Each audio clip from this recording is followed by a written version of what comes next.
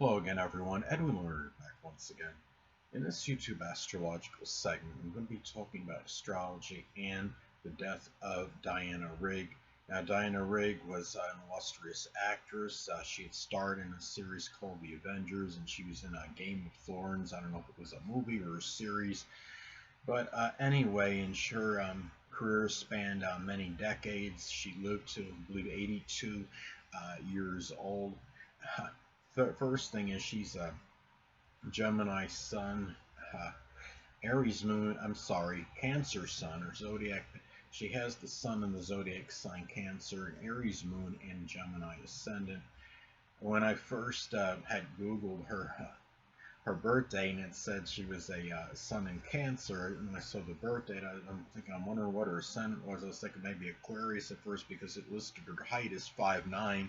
You don't know too many Cancerian females that are that tall, so uh, sure enough, the Gemini rising is what has a lot to do, I believe, with her height being as tall as she was. But anyway, I'm sure she stood tall as an actress as well. And the thing is, I want to talk about some natal placements and some transits that might have been connected, tied in with her death. Now, from what I read, she died peacefully. I don't know if she had any kind of diseases or debilitations that she was combating, but she had at this, I mean, living 82 years, obviously it's above average as far as longevity goes. She has the zodiac sign Capricorn on the eighth house cusp. Now, Capricorn on the eighth house cusp by itself could actually be, could maybe auspicious in some cases for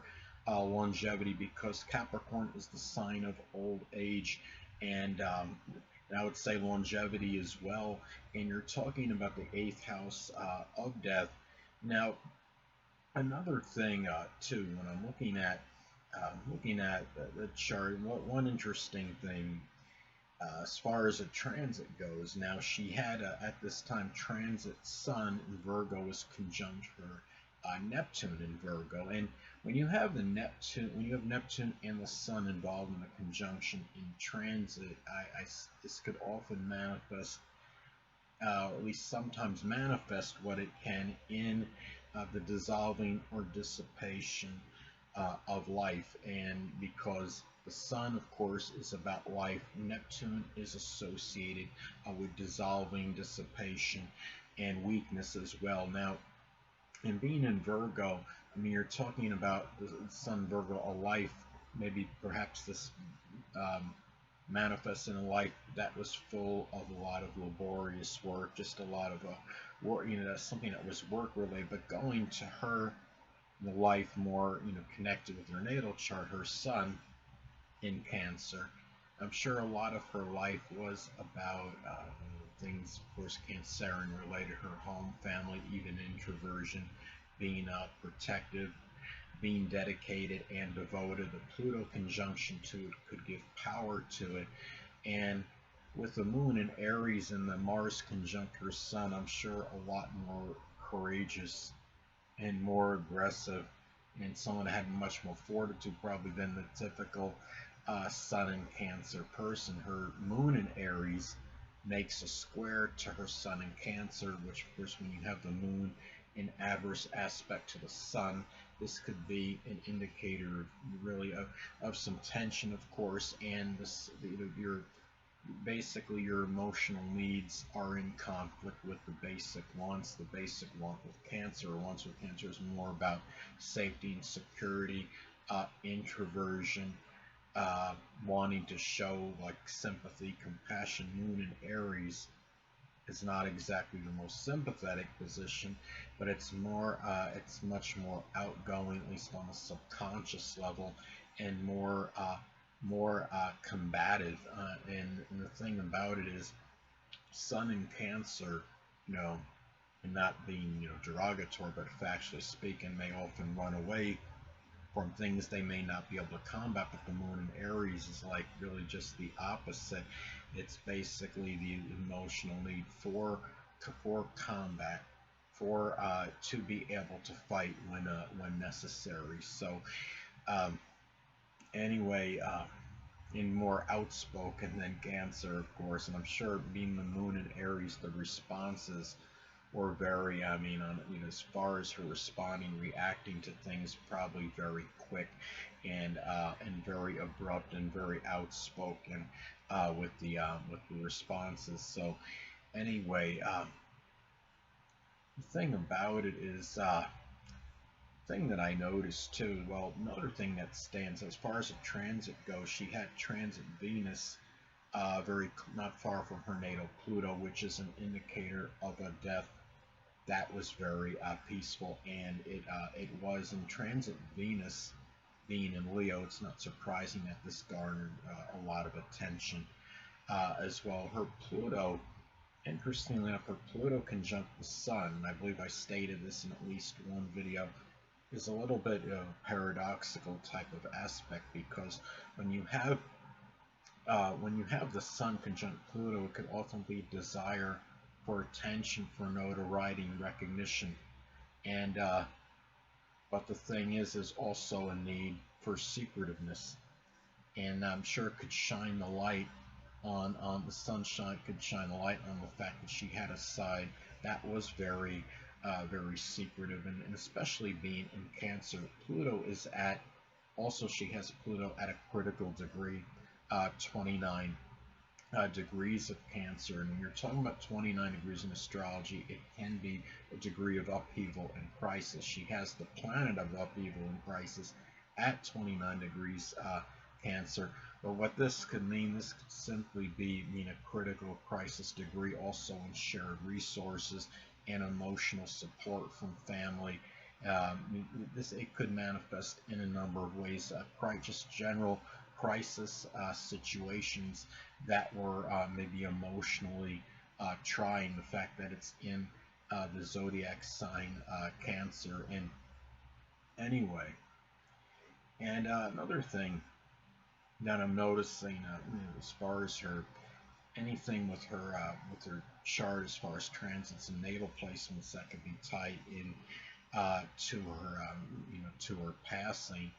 Well, a thing is too, she also had at this time transit Jupiter, making an inconjunct aspect to her Gemini ascendant. Now, when you're talking about inconjuncts in astrology, they can be about health-related matters. Now, I know the report I saw online stated she died peacefully, but given the fact she's 82 years old, there may have been some other things that were going on with her, which may or may not have been anything contributing to her death.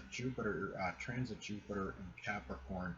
I mean, Jupiter, as I've stated in previous videos, can be very paradoxical, could be very strongly benign and benevolent, but it could also have a tendency to enlarge and expand. In this case, I mean, it may have expanded and enlarged some issues that might have been connected, with the bones, and you're talking about Capricorn is associated with the bones. It could simply be just, bone degeneration, deterioration, something of that nature matters with something with the knees, the hamstrings, and you're having it making an inconjunct aspect to your ascendant. Of course, this can reinforce some issues with the physical body. Now, another thing that I've noticed, she also at this time has transit North Node in Gemini in the first house. When you're talking about the North Node in transit, it can manifest in issues one may have to confront or address. Now, being in the first house, she may have, and being in Gemini, she may have had some issues she was dealing with. It wouldn't surprise me, with the arms, the hands, the shoulders, maybe something with the lungs or the respiratory system, something associated with breathing issues.